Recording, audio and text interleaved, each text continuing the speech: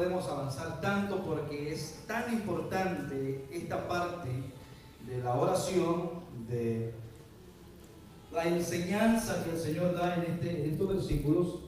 Es como todo, ¿verdad? Todo lo que el Señor habló es de suma importancia para nosotros, sus hijos. Vamos a ponernos sobre nuestros pies y vamos a leer la Biblia. Versículo 9, Mateo capítulo 6, 9 al 10. Vamos a leer la palabra del Señor. Vosotros pues oraréis así: Padre nuestro que estás en los cielos, santificado sea tu nombre, venga tu reino, hágase tu voluntad, como en el cielo, así también en la tierra. Señor, gracias por tu palabra. Háblanos, Señor, directamente al corazón. Te lo pedimos, Padre, en el nombre de Jesús. Amén y amén. Pueden tomar asiento. Los otros versículos que vienen son sabrosos, ¿verdad? Pero no podemos avanzar tanto porque hay unas riquezas tan grandes, ¿verdad? Vamos a ver. En otra oportunidad, los discípulos le preguntaron al Señor, le hicieron una petición al Señor y le dijeron: Señor, enséñanos a orar. ¿Se acuerdan esa parte de la Biblia? Y era porque ellos no sabían orar. No, el judío es educado desde niño a orar siempre, desde temprano, desde niño, 3 oraciones al día. Entonces estos discípulos, en su mayoría, en su totalidad judíos, no era que no sabían orar. Lo que pasa es que no sabían orar como oraba Jesús. Y yo creo que esa misma pregunta es importante para nosotros. Señor, enséñame a orar. ¿Cuántos quieren aprender a orar? Yo quiero aprender a orar, porque en la medida que yo aprenda a orar, yo tengo una comunicación con el Padre. Eso me va a dar confianza y tranquilidad en mi vida, porque no hay cosa más terrible que es la falta de comunicación. Eso trae desconfianza, y la desconfianza no nos permite vivir. Ejemplo, el matrimonio. Cuando se rompe la comunicación, la gente anda zombie, porque no hay confianza, no hay comunicación, no se puede vivir. Con Dios es igual. Entonces, aprender a orar, saber cómo hablar con el Padre es importante, y la petición que le hacen los discípulos al Señor es importante. Entonces, el Señor dice en el 9: vosotros pues oraréis así. Esto es importante recalcar, porque en el 7, ¿se acuerdan la semana pasada? Él estuvo diciendo cómo oraban los hipócritas. Y ellos oraban en público para ser vistos de los demás, y decían que el Señor, que ellos decían palabras vanas, y ellos repetían esas palabras y creían que por eso iban a ser escuchados. Ahora el Señor dice: no, esa no es la forma correcta. Ahora ustedes van a orar así. Ahora vamos a enfocarnos ahí en el 9. Vosotros pues oraréis así: Padre nuestro que estás en los cielos, santificado sea tu nombre. Es interesante, hermanos,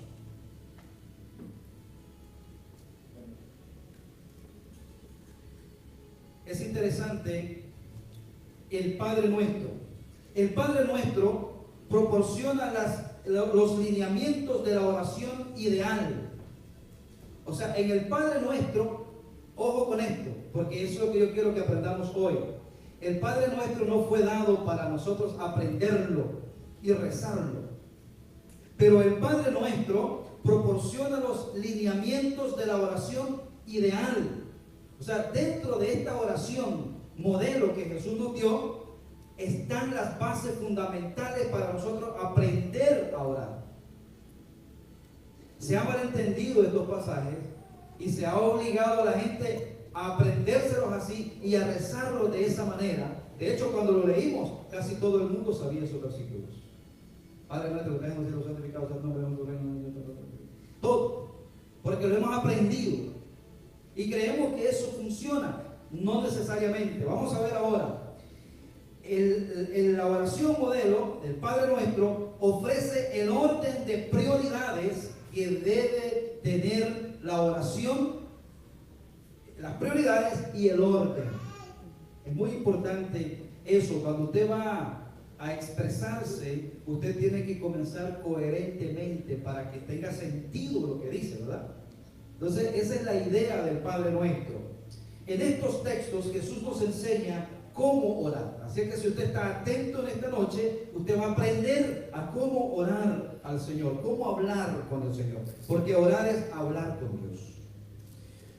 No era el propósito de Jesús revelar una oración que debería ser memorizada y rezada o recitada. Y tampoco era la intención de Jesús que esa oración se tomara como castigo. Usted sabe que se ha tomado como castigo. Pues ve a aquella esquina y me reza 20 para el nuestro. O sea, lastimosamente, tradicionalmente, se ha tomado como que la repetición de 10, 20 o 30 Padres Nuestros van a cansar el corazón de Dios y va de acuerdo, ¿no?, a la vana repetición del versículo 7. No era ese el propósito de Jesús.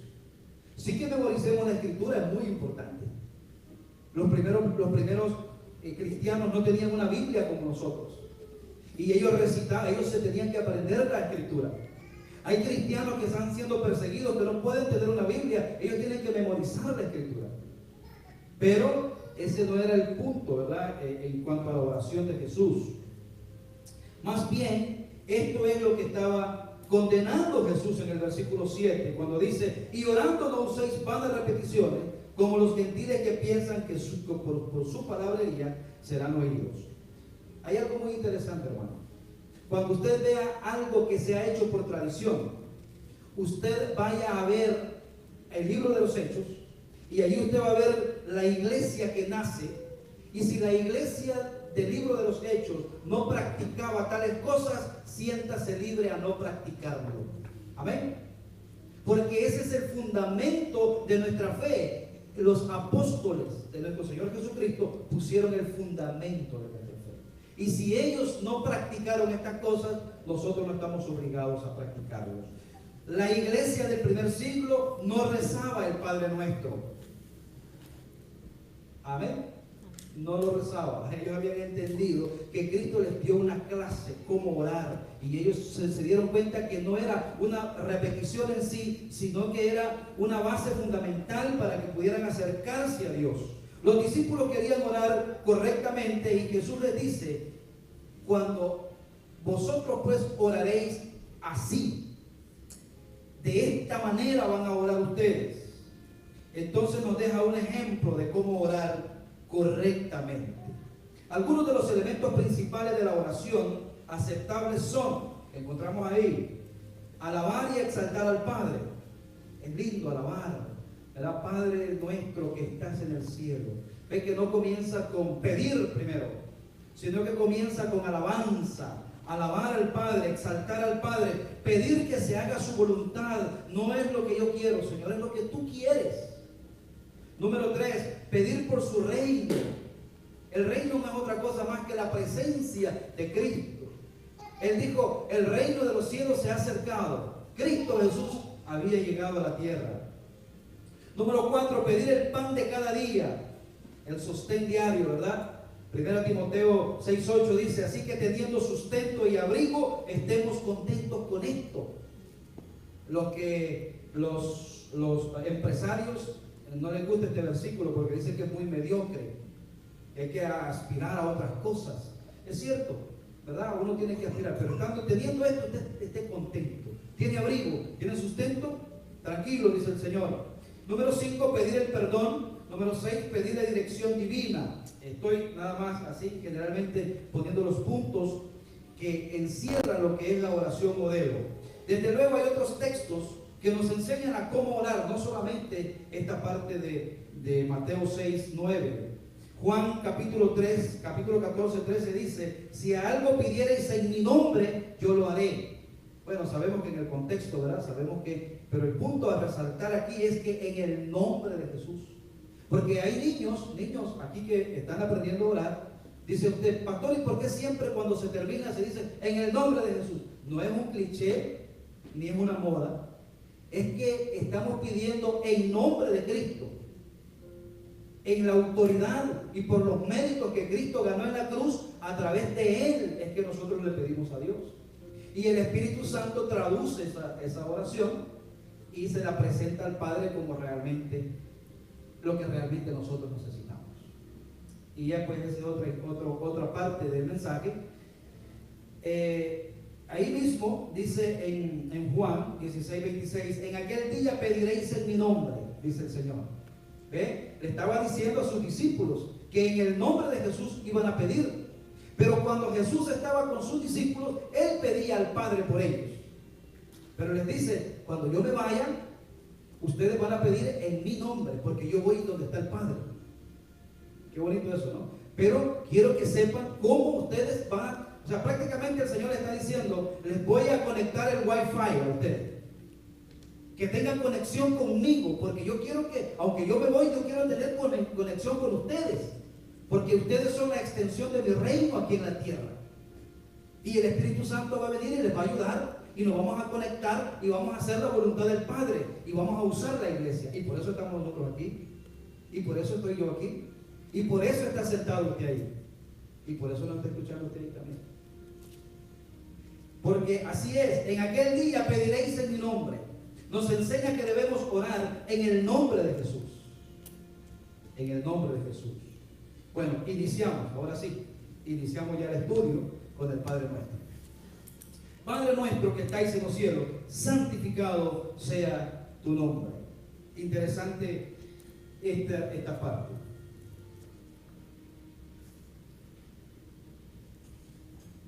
¿Se acuerda que el Señor estaba diciendo anteriormente que los gentiles no oran al Padre, sino que repiten cosas y no hablan con Dios, sino que hablan consigo mismo? Entonces, Padre nuestro, no cualquiera puede decir Padre nuestro. Quiero, hermanos, que estemos atentos a esto. Porque por ahí cualquier persona dice, no, yo, Padre nuestro. No cualquiera. Y no es jactancia, sino que es la manera legal en que Cristo ha dejado para que nos acerquemos a Él. Los paganos no podían decir Padre nuestro. ¿Por qué? Porque no tenían una relación con Dios. Esta palabra establece un requisito para dirigirla. O sea, ¿quién es el que está autorizado para decirle Padre a Dios? ¿Quién? ¿Cuál es el requisito para decirle Padre a Dios? Ser hijo. Eso es bien importante. Porque cualquier persona ahí, no, rezamos Padre Nuestro ya. No, hermano, mire, a veces somos blasfemos. A veces dice la palabra que le damos las perlas a los cerdos. De eso se trata. Esta palabra establece un requisito para dirigirla, ser hijo. Solo hay dos maneras posibles de ser hijos. Solo hay dos maneras en el mundo para poder llegar a ser hijo de un padre. ¿Cuáles son? Número uno es por nacimiento y número dos es por adopción. Solo hay dos maneras de ser yo hijo de un padre, legalmente hablando. Entonces de Dios también solo hay dos maneras, por nacimiento. Por nacimiento ninguno de nosotros califica, porque perdimos ese derecho en el jardín del Edén. Ahora, la única manera de poder ser hijos de Dios es por medio de la adopción. ¿A través de quién? A través de Cristo. Pero quiero primero reforzar esta parte que les digo porque es muy importante.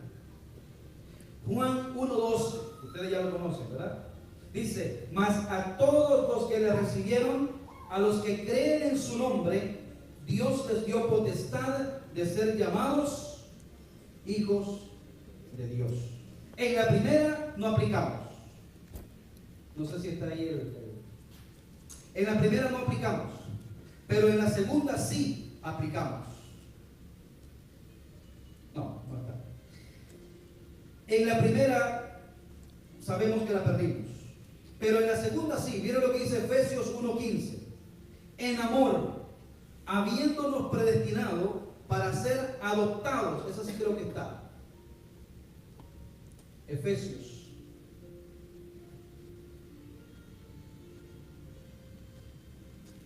En amor, habiéndonos predestinado para ser adoptados hijos suyos por medio de Jesucristo, según el puro afecto de su voluntad.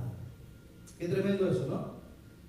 Adoptados hijos suyos por medio de Jesucristo. Esa es la única manera. Así que si una persona no ha pasado por ese filtro y no ha sido adoptado por Cristo, no puede venir y acercarse y decirle: Padre nuestro que está en el cielo. No, él puede, pero le da el filtro. Esa es vana palabrería. A eso se refiere el Señor. Y a eso se refiere el Señor cuando dice que Él busca adoradores que le adoren en espíritu y en verdad. Porque los que le adoran, los que no le adoran en espíritu y en verdad, son aquellos que no tienen ningún parentesco con el Señor, ni en espíritu ni en verdad. Es bien sencillo, hermano, pero al mismo tiempo a veces es un poquito complicado. Se requiere ser hijo para orar según las enseñanzas de Cristo. Amén. Entonces no le diga a usted, si una persona, por eso que si una persona está pasando por necesidad, preséntele a Cristo. Dígale su necesidad que tiene de acercarse, de convertirse en un hijo de Dios. Y cuando se convierte en un hijo de Dios, entonces tiene derecho a las bendiciones del Padre. Mientras no. Padre nuestro es la otra parte. Nuestro. Ahí quise remarcar esa parte. Nuestro. ¿Por qué nuestro? ¿Por qué no Padre mío? ¿Por qué no Jehová es mi pastor en este caso? ¿Sabe por qué? Porque nuestro denota hermandad. Biológicamente es imposible la hermandad sin la paternidad. Y eso hace de que haya una comunión en medio de la iglesia. Que todos seamos hijos. Y que todos estemos bajo la misma bendición.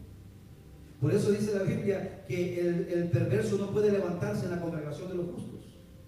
Porque está infiltrado, pero no es hijo. Es bien triste cuando uno es bien pobre, ha sido bien pobre, y el hambre lo ha atacado. Y a veces uno se va a meter en una casa donde hay fiesta. A mí me ha pasado y me da tristeza. Me pasó. No había manera, había que uno pasarle la vergüenza por ver qué comía. Pero sabe que a quien le repartían primero era a la familia. Y a uno por lástima le daban algo. Bueno, espiritualmente también es así. El Señor Jesucristo dijo: no está bien darle a los perrillos la comida de los hijos.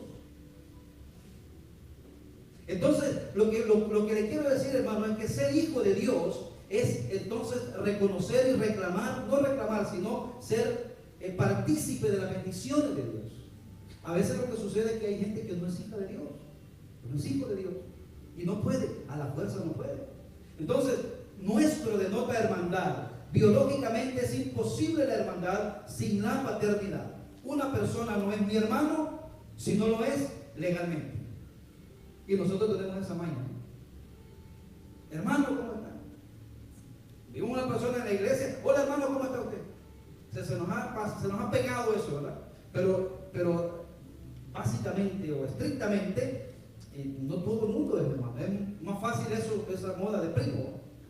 Primo sí, primo. Pero hermano no. Porque para que sea mi hermano, tiene que ser biológicamente, o sea, hijo de mí. O sea, tenemos que ser familia, unidos por un mismo Padre, en este caso, Padre espiritual. Los paganos no podían decir Padre nuestro. Bien interesante esto, porque los dioses paganos eran, según la imaginación de ellos, eran crueles y caprichosos. Fíjense que la idea de los dioses paganos, esos dioses eran malos y tenían que calmar su sed y su hambre con ofrendas. Pero el Dios nuestro, el Dios de Israel, el Dios de la iglesia, es un Dios paternal, es un Dios que le gusta la amistad. Es un Dios que, como hemos orado siempre, Él está aquí, está presente, esperando a sus hijos. Eran dioses imaginarios, o sea, no existían los dioses paganos, igual que todos los actuales. Todos los actuales, los miles y millones de dioses fuera del Señor Jesucristo, son paganos, no existen. No existen. Es más, dice la Biblia, no les tenga miedo, porque un ídolo nada es en el mundo. Respete la fe de los demás, pero no le tenga miedo a los ídolos. No habría relación padre e hijo con los dioses paganos y sus adoradores.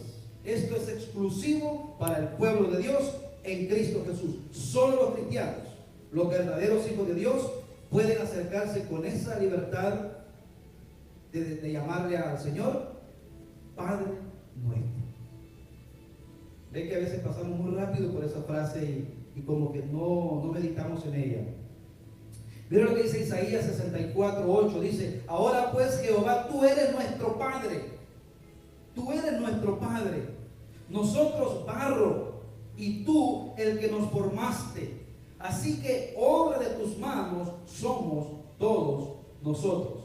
Quiero que observe ese versículo. Ese versículo dice que Jehová es nuestro Padre y todos nosotros barro, y que Él nos formó a nosotros, ¿verdad? Eso es lo que está diciendo el versículo. Pero los dioses paganos, en lugar de haber formado a sus adoradores formaron a esos dioses paganos. ¿Estamos entendiendo la idea? En el verdadero Dios, Él nos formó a nosotros. Él formó a sus adoradores. En el paganismo, los adoradores construyen o hacen o elaboran sus dioses. Solo este versículo quiero que lo busque en su Biblia y lo marque. Isaías 44:12. Quiero que por favor lo vea. No está ahí en la Biblia, no está ahí. Por eso quiero que lo busque en su Biblia. Lo hice a propósito para que usted lo anote. Isaías 44:12.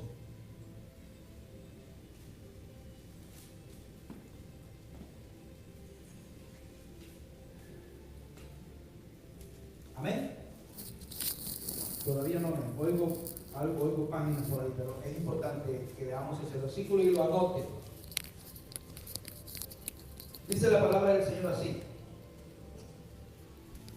Isaías 44:12 al 17, más o menos. Dice: el herrero toma una herramienta y con ella trabaja sobre las brasas. Con martillo moldea un ídolo, con la fuerza de su brazo lo forja, siente hambre y pierde las fuerzas, no bebe agua y desfallece.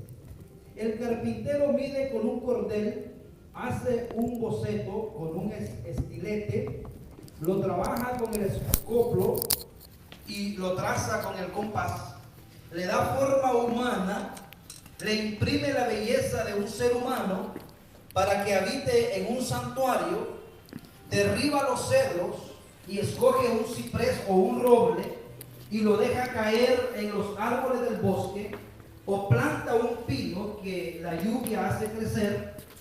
Al hombre le sirve de combustible y toma una parte para calentarse, enciende un fuego, hornea pan, pero también labra un dios y lo adora.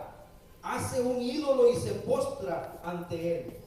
La mitad de la madera que la quema en el fuego, sobre esa mitad prepara su comida, asa la carne y se sacia. También se calienta y dice: ya voy entrando en calor, mientras contemplo las llamas. Con el resto hace un dios, su ídolo, se postra ante él y lo adora, y suplicante le dice: sálvame, porque tú eres mi Dios. Qué tremendo, ¿no? Y eso sigue, ese versículo sigue para arriba y para abajo, hablando de la falsedad de todos los dioses, los ídolos falsos. Todos esos dioses fueron fabricados por los hombres. Sin embargo, el Dios nuestro nos hizo a nosotros, según Isaías 64. Entonces, seguimos con el Padre nuestro, que estás en los cielos. Qué tremendo eso, ¿no? Esta expresión habla de la majestad y grandeza de Dios. Imagínense, está en los cielos. Habla de la grandeza y majestad de Dios. Él es el único Dios que está en los cielos. Hermano, no hay nadie en los cielos a quien usted pueda levantar sus ojos. Discúlpeme, no quiero ofender a nadie, pero en el cielo solamente está Dios. Y el único que le puede ayudar. Sé que amamos mucho a nuestros seres queridos. Y sé que hay mucha confusión. Y sé que hay mucho deseo, ¿verdad? Y que del cielo me cuida mi abuelita. No, señor. No es bíblico. No que mi niña murió cuando tenía, no sé, una edad pequeña y es un ángel que me cuida. Mentira. Bíblicamente no es cierto. En el cielo solamente está el Señor. Padre nuestro que estás en los cielos, a Él solamente, ¿verdad? Desde luego su presencia llena el universo, esa es la idea, el que esté en los cielos, ¿verdad? Como dijo Salomón cuando dedicó el templo. Primera de Reyes 8:27 dice: he aquí que los cielos de los cielos no te pueden contener, cuanto menos esta casa que yo he edificado. Los cielos de los cielos no te pueden contener. Que estás en los cielos. La palabra cielos es muy apropiada para expresar la exaltación de Dios. Los cielos son un punto de elevación, de prominencia, desde donde se domina el universo. Entonces, cuando decimos, Señor, tú estás en los cielos, ¿sabe lo que está diciendo usted? Dios está en control de todo lo que está pasando. Un día alguien hizo este ejemplo. Nos parece que este lugar es grande, ¿verdad? Pero a medida que nos vamos elevando y elevando y elevando y elevando, hay un momento en que solo se ve un punto de este lugar. Y ya hay una parte donde ya no se ve más. Imagínense, la idea es que entre más nos elevemos a Dios, más pequeños serán nuestros problemas. Pero cuanto más nuestra mirada y nuestras soluciones estén aquí en la tierra, hermanos, todo será gigante para nosotros. Todo. Pero cuando elevamos nuestra mirada al cielo y decimos, Padre nuestro que estás en el cielo, estamos reconociendo su grandeza y la pequeñez de nuestro problema. El punto es que debemos de hacerlo con fe. Amén. ¿Verdad que su problema es un gigante que cree que lo va a aplastar? Pero comparado con Dios, no es nada. Por eso es importante esta noche entender esto. Yo no quise extenderme más. 2 versículos nada más. Que estás en los cielos es un punto de elevación donde Dios domina el universo. Decir que Dios está en los cielos es referirse tanto a su grandeza, hermanos, su grandeza y gloria. Mire, si usted quiere entender un poco la grandeza de Dios, hay una parte en los Salmos que dice que el Señor, el polvo de la tierra lo toma con 3 dedos. Ni la mano, no necesita la mano, 3 dedos para agarrar el polvo de la tierra. El mar dice que cabe en el hueco de su mano. Hermano, de verdad que debemos nosotros rendirnos ante ese Dios todopoderoso, pero hay una sola condición. ¿Cuál es? Tenemos que ser hijos de Dios, legítimos, no ahí a la fuerza, no, porque esto no es legítimo. Santificado sea tu nombre. Ya se nos va yendo un poco el tiempo. Santificado sea tu nombre. Es interesante esto. ¿Qué es lo que es la palabra santo? Apartado. Santificado es que el Señor está apartado totalmente, pero el nombre del Señor es santificado. Es fácil decir esto sin pensar en lo que se dice. ¿Cómo es santificado su nombre? ¿Cómo santificamos el nombre de Dios?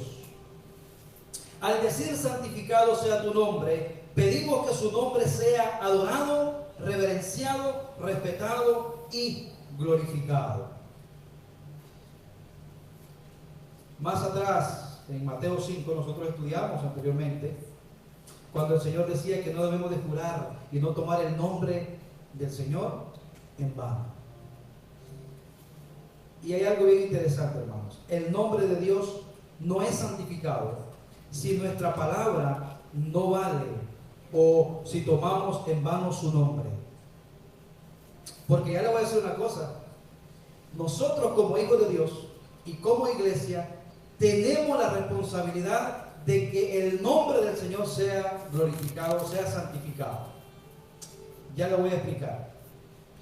Su gran nombre es glorificado por el culto que le ofrecemos, los cantos, las oraciones, la predicación y los demás actos de culto que nosotros como hijos le brindamos al Señor. Por eso es importante el respeto, por eso es importante el orden en el culto. Y no solamente en el culto, en todos lados. Pero también es glorificado por nuestras vidas. En la Biblia hubieron muchos hombres que glorificaron el nombre del Señor. Entre los paganos, uno de ellos, y el más conocido, fue nuestro padre Abraham. Cuando Abraham llegó a Canaán, cualquier cananeo hubiera pensado que junto a él estaba un tremendo vecino. ¿Sabe por qué? Porque Abraham, donde llegaba, lo primero que hacía era construir ¿qué? Un altar. Y eso servía como testimonio de que ese hombre era diferente a los demás. Donde quiera que Abraham fue, edificó un altar a Dios. Y cuando el patriarca comenzó a realizar negocios con los cananeos, comprobaron que él era un hombre honesto. ¿Se acuerdan que Abraham no era llevado por la avaricia? Porque cuando Lot, ¿se acuerdan?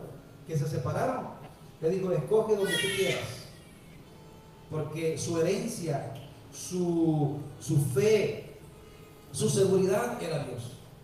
Entonces cuando los cananeos vieron que Abraham hacía negocios con ellos, vieron que era un hombre honesto, que la codicia no lo arrastraba, y que todo lo que decía inspiraba confianza.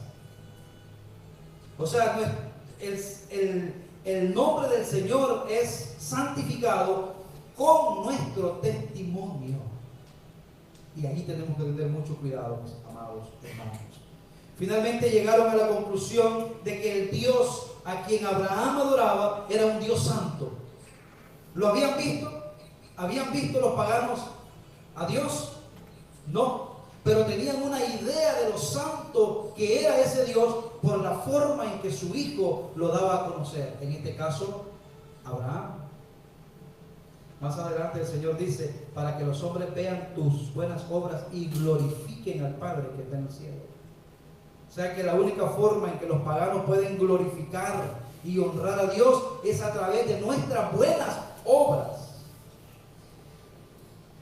El rey Abimelech le dijo a Abraham, Dios está contigo en todo lo que haces.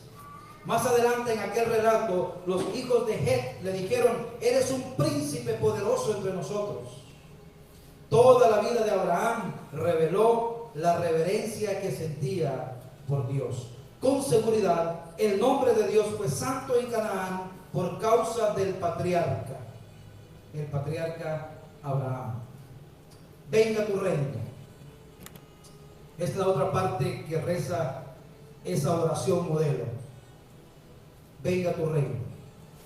El rey David decía, tuya es, oh Jehová, la magnificencia, el poder, la gloria, la victoria y el honor, porque todas las cosas que están en los cielos y en la tierra son tuyas. Tuya, oh Jehová, es el reino, y tuyo eres, y tú eres excelso sobre todos. Los términos, hermanos, reino, iglesia, cuerpo o rebaño, son prácticamente la misma cosa. ¿Okay? El reino de Dios. ¿Se acuerdan cuando Juan el Bautista predica, arrepiéntanse, porque el reino de los cielos, ¿qué decían? Se ha acercado. El reino de los cielos es Cristo mismo, es la presencia de Cristo. La palabra reino significa poder, autoridad y también el imperio de Dios, o sea, los súbditos o ciudadanos del reino. La frase venga tu reino se refiere al reino del cual Mateo había estado hablando, el reino que Cristo establecería en la tierra. Es una digna petición que todos deberíamos hacer hoy en nuestra vida. Señor, yo quiero tu presencia. No quiero más que tu presencia. Saber que tú estás conmigo. El reino prácticamente es Cristo Jesús. Colosenses 1:13 dice, el cual nos ha librado de la potestad de las tinieblas y trasladado al reino de su amado Hijo, en quien tenemos redención por su sangre, el perdón de pecados. Y por último dice la oración modelo, hágase tu voluntad como en el cielo, así también en la tierra. Hermanos, ¿cómo se hace la voluntad en el cielo? Dice la Biblia que los ángeles están esperando la orden de Dios, alertas, para que cuando Dios dice algo, sus ministros van y lo hacen. Entonces cuando decimos, Señor, hágase tu voluntad, así como en el cielo, en la tierra, el Señor dice, ¿sabes lo que estás pidiendo? Y cuando tenemos que hacer su voluntad, ni cuenta nos damos. ¿Se ve cómo podemos caer nosotros también en vana palabrería? Y creer que tenemos una buena relación con Él cuando realmente no lo estamos haciendo. Primero, es necesario aprender la voluntad de Dios. Ahora, hermanos, una pregunta. ¿Cómo logramos conocer la voluntad de Dios? ¿De qué forma? Número uno, por el estudio de la palabra. Si esto fuera un concierto de un cantante famoso, ahorita estuviéramos nosotros llenos el parqueo. Pero como es un estudio de la palabra de Dios, pero qué bueno que ustedes están aquí. Porque escuchando, escudriñando y estudiando la palabra de Dios es como nosotros conocemos la voluntad de Dios. No hay otra. Hágase tu voluntad. Romanos 12:2 dice, para que comprobéis, o sea, por la experiencia, cuál sea la buena voluntad de Dios, agradable y perfecta. La persona que dice, hágase tu voluntad, y no le gusta leer la Biblia, ni la oye, porque hoy si no le gusta leer, la puede oír. ¿Amén? Si la oye, pues ya está bien. Pero no le gusta ni oírla ni leerla, ni asiste a la iglesia regularmente, y usted dice, hágase tu voluntad, está haciendo burla de esa oración. Hay que tener cuidado cuando nosotros hablamos. ¿Cuál es la voluntad de Dios para nosotros? Primera Tesalonicenses 4:3 dice, pues la voluntad de Dios es vuestra santificación. La voluntad de Dios es que nosotros nos apartemos cada día más. Nos cuesta, sí nos cuesta, pero cada día tenemos que estar un poquito más lejos del mundo. Poquito, pero poquito a poquito. Haga como cuando uno va a la playa, ¿verdad? Que deja las sandalias y su toallita, y cuando viene a sentir, usted está tan lejos que no se dio cuenta cómo se fue. Pero ya se lo fue llevando. Bueno, que el vivir con Cristo lo vaya llevando y lo vaya acercando más hacia Él. Esa es la voluntad de Dios, en nuestra santificación, que nos vayamos apartando cada día más. Dios no le pide que dé grandes pasos, pero Dios le pide que avance a la santificación. Debemos apartarnos de todo mal. Pastor, ¿qué es mal? Usted sabe el bien y el mal. Debemos limpiar el corazón, la mente, la voluntad, las emociones, y presentar el cuerpo como sacrificio vivo al Señor. Romanos 12:1 dice, para ser transformados a la imagen de Cristo. Conclusión. Y hoy terminamos temprano el mensaje. Conclusión. La idea de que Cristo en esta oración modelo es que los hijos de Dios deben obedecer el Evangelio y cumplir la voluntad de Dios. ¿Qué nos aprovecha orar, hermanos? Hágase tu voluntad, si no la queremos hacer nosotros. O sea, Señor, que se haga tu voluntad, pero cuando nos toca a nosotros hacer la voluntad de Dios, nos cuesta. ¿Se acuerdan Cristo cuando dijo, Señor, que se haga tu voluntad? Cristo la obedeció. Era fuerte la voluntad de Dios, pero era la correcta.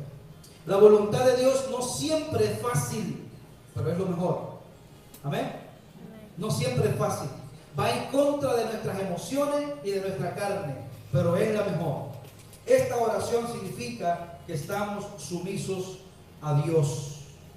Entonces, si estamos haciendo la voluntad de Dios, debemos enseñarnos, amonestarnos y exhortarnos unos a otros para que hagamos lo mismo. Hermanos, hacer la voluntad de Dios es lo que usted necesita en este día. Pídale al Señor cuál es su voluntad y niéguese a sí mismo, y de esa manera estará agradando al Señor, y de esa manera usted como hijo podrá decir: Padre nuestro que estás en el cielo, santificado sea tu nombre, venga a nosotros tu reino, hágase, Señor, tu voluntad, así como en el cielo, en la tierra, y usted podrá vivir y descansar y vivir la vida abundante que Dios ha preparado para usted. Vamos a orar. Padre, gracias. Gracias te damos, Señor, porque a través de estos dos versículos, Señor, de Mateo 6, versículos 9 y 10, tú nos has hablado, Señor, de algo tan fundamental, tan importante, Señor, que tiene que ver con nuestra comunión contigo. En primer lugar, Señor, no podemos llamarte Padre si no somos hijos de Dios. Y no podemos decir: haga tu voluntad si nosotros no estamos dispuestos a hacerlo. Y no podemos decir: santificado sea tu nombre, si nuestro testimonio no lo está santificando. Ayúdanos, Señor. Te necesitamos, Padre de la gloria.